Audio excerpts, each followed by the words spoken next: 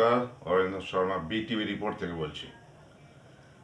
দর্শক, এসএসকে এবং এমএসকে গুলোকে নিয়ে বর্তমান রাজ্য সরকারের যে বিমাতৃসুলভ আচরণ, তার পরিপ্রেক্ষিতে কয়েকটা কথা বলা না বললে নয়। কিছুদিন আগে 60 এবং 65-দের ইপিএফ সংক্রান্ত একটা ওয়ার্ক অর্ডার জারি হয়েছে। খুব ভালো কথা। তার আগে এসএসকে এমএসকে প্রতিষ্ঠার জন্মটা একটু সংক্ষেপে বলি। সমাজের পিছিয়ে পড়া ছাত্রছাত্রীদের শিক্ষার মূল স্রোতে ফিরিয়ে আনার জন্য এই এসএসকে এমএসকে গুলা মূলত প্রতিষ্ঠা পেয়েছিল বিগত বামপন্থী সরকারের হাত ধরে।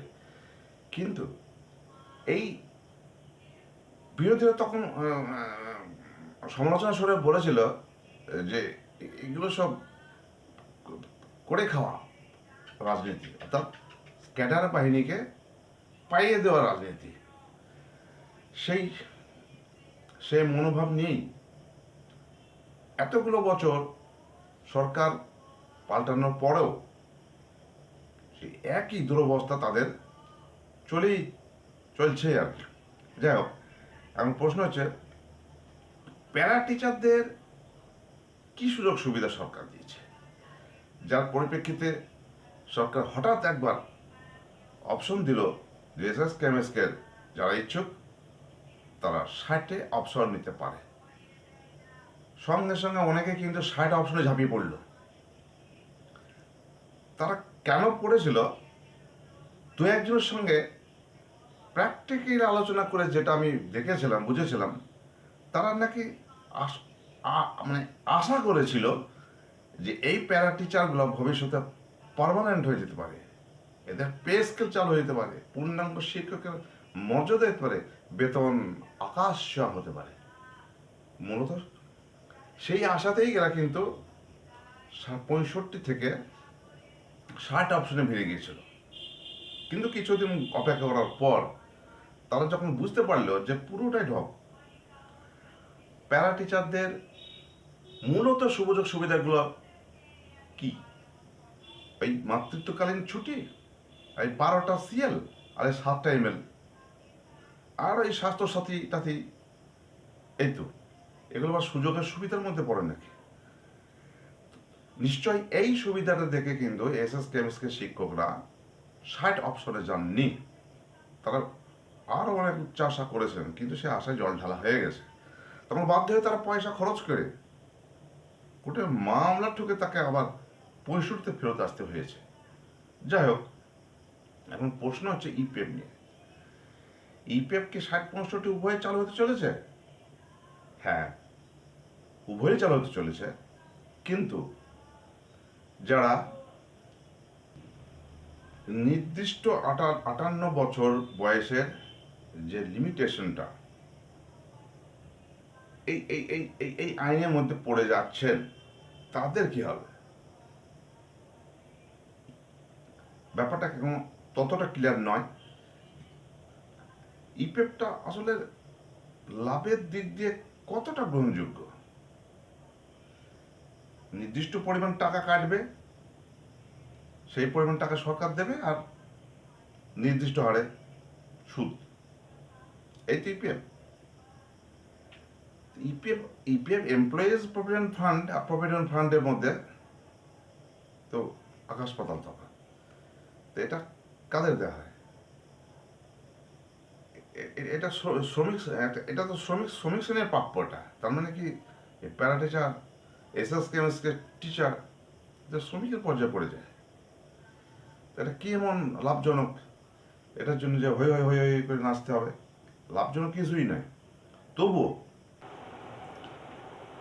ইপিএফ চালু হোক আর যাই হোক, বর্তমান এসএসকে এমএসকে গুলোর অবস্থা খুবই সঙ্গীন। অত্যন্ত মর্মান্তিক একটা অবস্থার মধ্য দিয়ে এই এসএসকে এমএসকে গুলো চলছে। এদের বেতনটা ঠিক মাসিক নৈমিত্তিক নিয়ম অনুযায়ী হয় ঠিকই, কিন্তু পরিকাঠামোর মান এতই অনুন্নত যেখানে ছাত্রছাত্রীরা পড়াশোনায় সেরকম আগ্রহী হয়ে উঠতে পারছেন না। এখানে সমস্ত কিছু ব্যবস্থা আছে, প্রথাগত স্কুলের মতো ফর্মাল এডুকেশনই এরা কারণ, এমনকি এমন কিছু এসএসকে আছে যেখানে তারা কম্পিউটার শিক্ষাও পায়। তা সত্ত্বেও এই এমএসকেগুলোর ওপরে বর্তমান রাজ্য সরকারের কোনো রকম সুদৃষ্টি নাই। এগুলোর না আছে কোনো পরিকাঠামোগত উন্নয়ন, না আছে কম্পোজিট গ্রান্টের ব্যবস্থা, না আছে শিক্ষক নিয়োগ। এত কিছু প্রতিকূলতা সহ্য করে এমএসকেগুলো আজও টিকে আছে কিভাবে, এটা একটা আশ্চর্য সমীকরণ, একটা আশ্চর্যের বিষয় বলা যেতে পারে।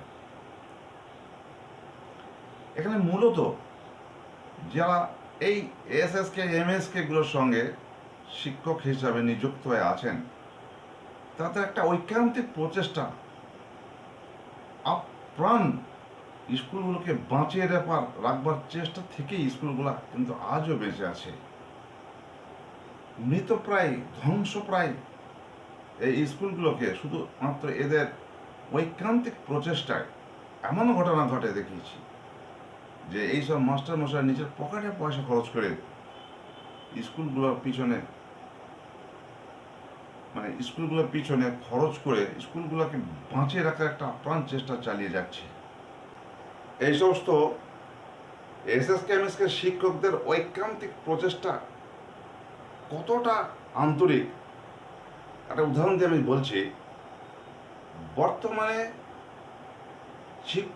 শিক্ষিকারা পাড়ায় পাড়ায় ঘুরে যে সমস্ত ছাত্রছাত্রীরা ড্রপ আউট হয়ে যাওয়ার প্রবল স্বপ্ন দেখা দিচ্ছে, স্কুলে আসছে না, তাদের বাড়ি বাড়ি গিয়ে অভিভাবকদের বুঝিয়ে সুঝিয়ে দরকার হলে গাঁটের পয়সা খরচ করে টোটোতে চাপিয়ে স্কুলে নিয়ে এসে সারা দেখছি শিক্ষাদান করছেন। কে করবে বলুন তো মশাই? কোন স্কুলের প্রথাগত ফর্মাল এডুকেশনের সঙ্গে যারা যুক্ত আছে, কোন শিক্ষকের কি দায়ী পড়েছে নিজের পকেটে পয়সা খরচ করে টোটো ভাড়া দিয়ে ছাত্রদের নিয়ে এসে শিক্ষাদান করবে? এত বড় ত্যাগ স্বীকার সরকার কি নজর পড়ে না? সরকারের, বিগত সরকার হোক আর বর্তমান সরকার হোক, স্কুল ছুট শব্দটা তাদের কাছে খুবই গ্রহণযোগ্য। তাই স্কুল ছুট যাতে না হয় তার জন্য এই স্কুলগুলোর শিক্ষক যে আপ্রাণ চেষ্টা করছে, সরকারের নজর আসছে না। এত বড় প্রচেষ্টা সত্ত্বেও তাদের পরিণতি খুবই দুর্ভাগ্যজনক। তাদের সামান্য বেতন বৃদ্ধির প্রসঙ্গটাও চাপা পড়ে যাচ্ছে ধীরে ধীরে। আদৌ হবে কিনা তারও কোনো সম্ভাবনা নাই। ইপিএফ এতদিন চালু হয়নি। ইপিএফ যদিও খুবই সম্মানজনক একটা গিফট বলবো না, তো লেবার শ্রেণীর ক্যাটাগরিতে ফেলে যাচ্ছে। কিন্তু যাই হোক, এইসব শিক্ষকদের শিক্ষাগত যোগ্যতা নিয়ে অনেকে প্রশ্ন তোলেন। তারা অনেকেই জানেন না এই এমএসকে শিক্ষকদের মধ্যে, এসএসকে নয়, ওটা প্রাথমিক পর্যায়ে, এমএসকে শিক্ষকদের অনেক শিক্ষকই আছে কিন্তু highly qualified, MA, MSc, BEd candidate. এরাও কিন্তু যে কোনো কারণে হোক স্কুল সার্ভিস কমিশনে বিশেষ সুবিধা করতে না পেয়ে নিরুপায় হয়ে কিন্তু এইসব চাকরিতে ঢুকেছিলেন। প্রচুর আছে উদাহরণ এরকম। অ্যাসিস্ট্যান্ট টিচাররাও প্রচণ্ড যোগ্য, প্রত্যেকেই ভালো স্কোর করা ছাত্রছাত্রী এই পেশার সঙ্গে যুক্ত আছে। তারা অনেকেই কিন্তু এই পেশাতে এসেছিল ভবিষ্যতের কথা ভেবে, যে এই স্কুলগুলো প্রথাগত শিক্ষার সঙ্গে যুক্ত হয়ে যাবে, শিক্ষা দপ্তর অধীনে যাবে, মাধ্যমিক বোর্ডের রেকগনিশন পাবে, অর্থাৎ পুরো দস্তর ফুল পেজ জুনিয়র হাই স্কুলের মর্যাদা পেয়ে যাবে, সেই আশাতে কিন্তু এসেছিল। নাহলে অনেককেই দেখেছি এলআইসির এজেন্ট কি করতে, তখন তার ইনকাম ছিল 6,000 টাকা মাসে। সেসব ছেড়ে দিয়ে 2000 টাকায় এই স্কুলের চাকরিগুলোতে নিয়োগ হয়েছিল। এই তো ব্যাপার। কিন্তু সে আশা তাদের পূরণ হলো না, আর হবেও না। তারা শেষ বেলাতে একটু আগে যেটা বললাম যে প্যারা টিচাররা যেহেতু একটা ফর্মাল এডুকেশনের সঙ্গে যুক্ত, মানে প্রথাগত স্কুলের সঙ্গে যুক্ত, হাই স্কুলের সঙ্গে যুক্ত, তাই তাদের ভবিষ্যৎ ভালো, তাদের পরিণতি ভালো, সেই দিকে কিন্তু লক্ষ্য রেখে এরা লাফিয়ে গিয়ে 60 অপশনে গিয়েছিল। এটাও একটা ভুল। অর্থাৎ এসএসকে এমএসকে শিক্ষকদের এই পেশাতে ওদের আসাটাই একটা প্রথমত ভুল। তাদের দ্বিতীয় ভুল হচ্ছে প্যারা টিচারদের সমমর্যাদা পাওয়ার জন্য 60 অপশনে যাওয়া। অতএব ভুল যখন করেছে, ভুলে প্রায়শ্চিত্ত করতে হবেই। এইভাবেই হবে হয়তো। আবার আফটার রিটায়ারমেন্ট বেনিফিট, যেটা আবার এইসব শিক্ষকদের 5 লাখ টাকা দেওয়া হবে, নিশ্চিত দেওয়া হবে, তা সেটা আবার তাকে রিটায়ার করতে হবে। জীবন মৃত্যুর কথা বলা যায় না। রিটায়ারমেন্টের আগে যদি কোনো শিক্ষক মারা যায়, তার নমিনি, তার পিছনে লোকরা, তার স্ত্রী পুত্র, তারা কিন্তু টাকাটা পাবে না। এটা সরকারের কোন তুগলুকি আইন? সরকার কি ভেবে দেখে না রিটায়ারমেন্টের একদিন আগে মারা গেলে সে কত বড় লোকসানের মুখে পড়ছে? এই নিয়মটা সরকারের যথাযথ মূল্যায়ন করে, চিন্তা ভাবনা করে অবিলম্বে তার বিফোর রিটায়ারমেন্ট বেনিফিটের ব্যবস্থা চালু করা একান্ত দরকার।